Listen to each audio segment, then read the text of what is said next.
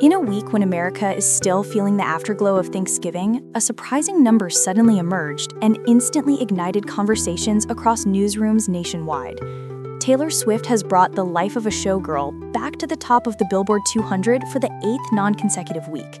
And so the question becomes, what caused an album that seemed stable to surge back so powerfully right in the middle of the most competitive holiday season? This is not just a chart story, it's a signal that Taylor Swift's cultural influence continues to defy the usual rules.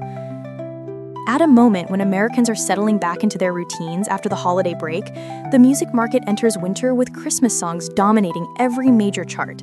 From Michael Bublé to Bing Crosby, familiar names return like clockwork. Yet in the middle of this festive orchestra, a contemporary pop album rises again, standing out like a bright signal flare, reminding us that some artists don't just release music, they create cultural moments. The Life of a Showgirl climbed 12% to reach 99,000 equivalent units, boosted by Black Friday, by a wave of signed CDs, but more importantly, by a loyal, steady, deeply emotional fanbase. At this point, the story becomes less about data and more about people, about loyalty, and about the power of connection. And perhaps the biggest question audiences are asking now is this a sign that Taylor Swift is entering a new era, one where every time she appears, the charts shift? What do you think? Leave your thoughts below.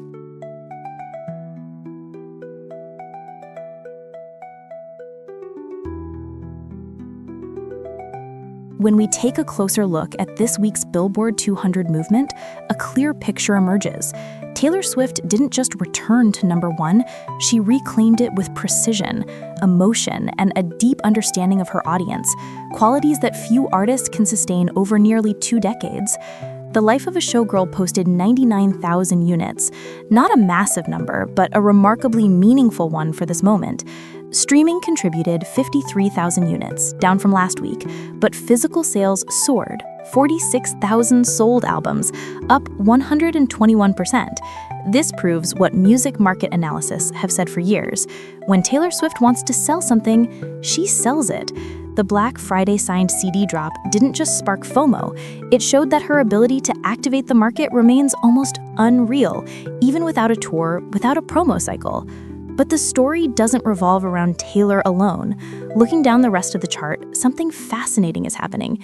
Names that feel like history, Bing Crosby, Vince Guaraldi trio, are roaring back into the top 10. Crosby's Ultimate Christmas jumped 78% to 52,000 units. A Charlie Brown Christmas rocketed from number 18 to number 9. Every Christmas season, these older recordings return as annual reminders that music doesn't age, only listeners do. And that's what makes Taylor Swift's return to number one even more striking. In a landscape where holiday music dominates and does so naturally, the rise of a non-holiday pop album to the top is rare. It's like a lead actor stepping back on stage at the exact moment all the spotlights are pointed at the holiday performers. Only a few artists can do that, what popular culture calls living icons. At number 2, Morgan Wallen, a streaming powerhouse, holds strong, proving that country continues to dominate America not just on radio, but across the charts. At number 3, the K-pop Demon Hunters soundtrack underscores the growing influence of Asian pop culture in the US, and Stray Kids, dropping from number 1 to number 4, show that K-pop remains steady even amid fierce competition. Zooming out, a clear trend emerges. Holiday music is rising fast, new pop is climbing steadily, K-pop is holding firm, but only Taylor Swift is moving against the current and winning. What does this tell us? It tells us that Taylor isn't just an artist, she's cultural infrastructure. When she releases an album, it becomes an event. When she sells a CD, it becomes a story.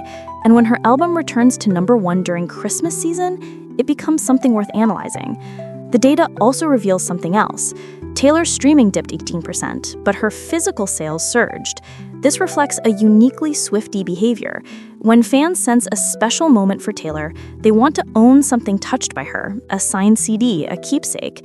It's like Americans collecting a piece of cultural memory, an experience very few artists can evoke.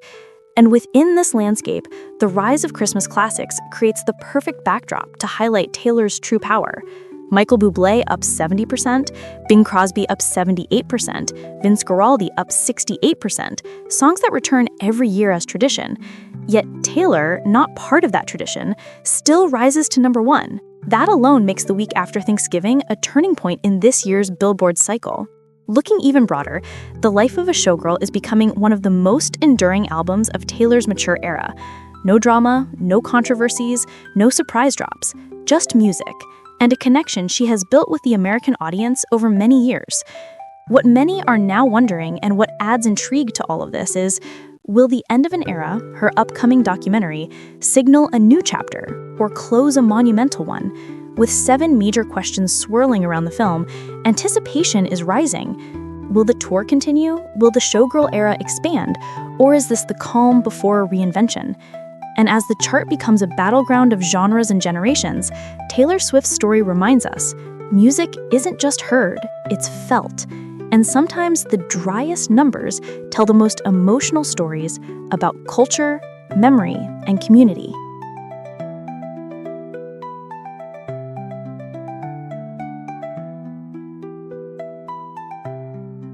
As we wrap up this week's Billboard story, what we're seeing is more than another familiar victory for Taylor Swift. It's a beautiful snapshot of American music culture, where timeless Christmas classics resurface, where young talent continues to rise, and where an artist like Taylor can still stand tall at number 1 without noise or theatrics. The Life of a Showgirl returning to the top in week 8 is a reminder that the power of an icon doesn't come from volume, it comes from endurance. Amid the holiday chaos, Taylor's album still finds its way, not out of luck, but because it represents a piece of the listener's emotional landscape, warmth, connection, and the sense of growing up alongside an artist. Look at Bing Crosby, Michael Bublé, Vince Guaraldi, and you see how music transcends time. Look at Taylor Swift, and you see how music transcends eras. She doesn't just move with the current, she shapes it. That's what makes this week a milestone, a moment where tradition meets modernity, where old and new emotions coexist, and where a contemporary artist can stand shoulder to shoulder with legends. So here's the final question for you, the viewers. What music has been with you this holiday season? And if The Life of a Showgirl is part of that journey, drop a comment below. If you want to keep following music stories told with depth, warmth, and emotion, hit subscribe to stay with us. And don't forget to leave today's keyword, Showgirl, in the comments.